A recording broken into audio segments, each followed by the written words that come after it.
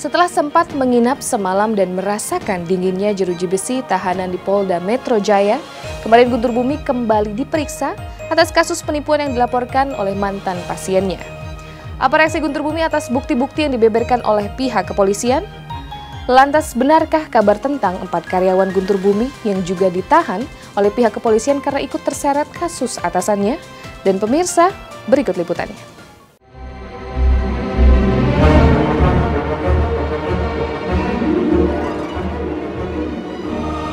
Bak bola panas yang bergulir kencang, gonjang-ganjing kasus hukum Guntur Bumi pekan ini kian mengutas kejutan. Ya, setelah ditangkap oleh pihak yang berwajib pada tanggal 5 Mei lalu, Guntur Bumi kembali menjalani pemeriksaan sebagai tersangka pada hari Selasa kemarin. Dan begitu keluar dari ruang pemeriksaan, Guntur Bumi pun lagi-lagi berusaha keras menutupi jati diri dan berlari ketika bertemu dengan awak media seperti hari Senin lalu. Ada apa gerangan? Mungkinkah Guntur Bumi malu karena sempat mengaku tidak bersalah, namun kini faktanya Guntur Bumi justru menyandang status tersangka dan ditahan sehingga memilih lari seperti ini. Ya, UGB seperti apa mungkin penanganan pertamanya di sel?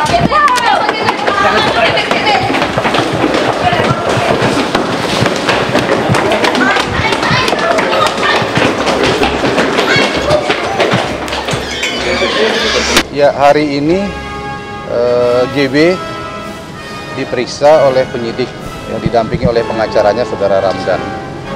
Jam 12 ini baru mulai. Kemarin setelah ditangkap, kemudian diterbitkan penahanan, JB belum bersedia diperiksa karena masih lelah. Jadi pagi ini, tadi sudah kita tanyakan kembali dan jam 12 ini baru bisa kita mulai pemeriksaan.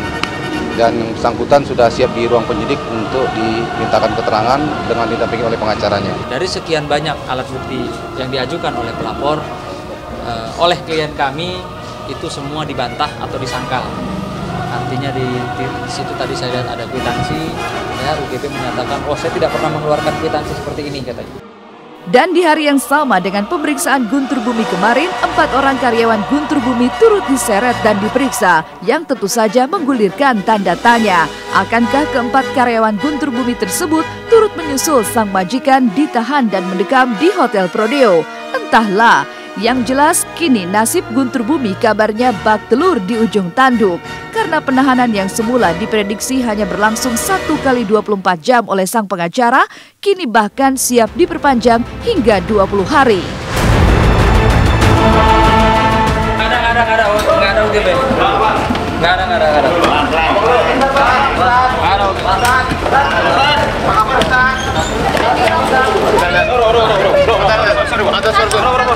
Kalau rangkaian proses penyidikan ya memang diharuskan memang untuk stay di sini ya. Untuk 20 hari pertama, Pak? Gimana? 1 kali 24 jam. 1 kali 24 jam. 1 kali 24 jam. Artinya di sini karena untuk proses pemeriksaan yang memang ada beberapa laporan.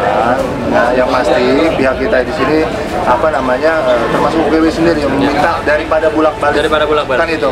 Iya, penahanan itu 20 hari tahap awal ya. Nanti baru diperpanjang lagi. Mungkinkah ini berarti bahwa Guntur Bumi akan terus mendekam dalam sel tahanan Polda Metro Jaya hingga kasus hukumnya bergulir sampai ke meja pengadilan? Yang pasti, sederet pengacara Guntur Bumi tak lantas diam berpangku tangan begitu saja. 1 kali 24 jam setelah Guntur Bumi ditahan, hari Selasa kemarin, pihak Guntur Bumi pun sigap mengajukan permohonan penangguhan penahanan. Ya, kami sudah resmi melakukan atau membuat surat permohonan penangguhan penahanan. Ya, tentunya nanti kita masukkan per hari ini, ya bisa dilihat alasannya adalah karena UGB adalah seorang public figure yang tidak mungkin melarikan diri atau tidak mungkin menghilangkan barang bukti, ya, atau melakukan perbuatan yang serupa. Ya, kan kekhawatiran penyidik itu kenapa seseorang ditahan, tersangka ditahan itu karena satu dikhawatirkan takut melarikan diri, takut menghilangkan barang bukti, dan takut mengulangi perbuatannya lagi. Nah, sementara tiga-tiga ini ya kami selaku tim kuasa hukum yang menjamin. Kalau upaya mengajukan penangguhan itu hak ya, silakan saja.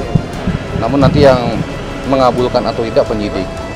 Selain menghuni dinginnya jeruji penjara Polda Metro Jaya, kini ada kekhawatiran baru yang harus dihadapi Guntur Bumi. Pasalnya, penahanan Guntur Bumi kali ini terkait dengan pasal penipuan dengan ancaman hukuman maksimal 5 tahun penjara, dan itu baru dari 2 pelaporan saja.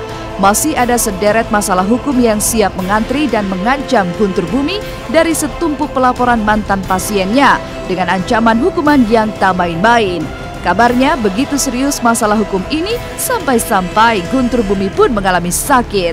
Baru 2 hari mendekam di penjara dan terus-menerus dikejar oleh kasus pelaporan sederet korban, mungkinkah Guntur Bumi ketakutan dan mengalami depresi hingga jatuh sakit di dalam tahanan? 5 tahun ke atas ya, pasal 378 ya yang dilaporkan. GB ini kita periksa dalam kaitan 2 laporan polisi.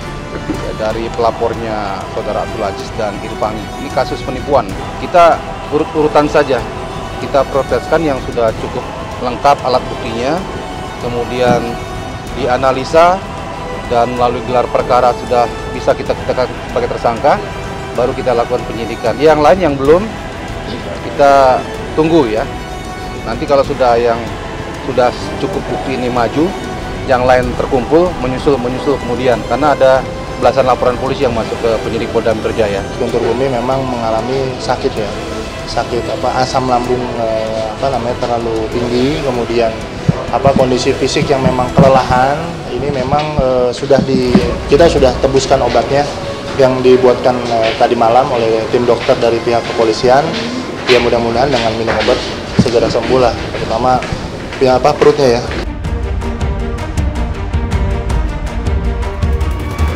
Jangan kemana-mana, setelah ini masih ada kisah kekhawatiran Guntur Bumi akan kehamilan Puput Melati. Tapi mengapa kakak Puput justru menolak kabar kehamilan Puput? Nantikan was-was setelah jeda berikut ini. Terutama istrinya Puput ya, karena memang kondisinya sedang hamil, muda.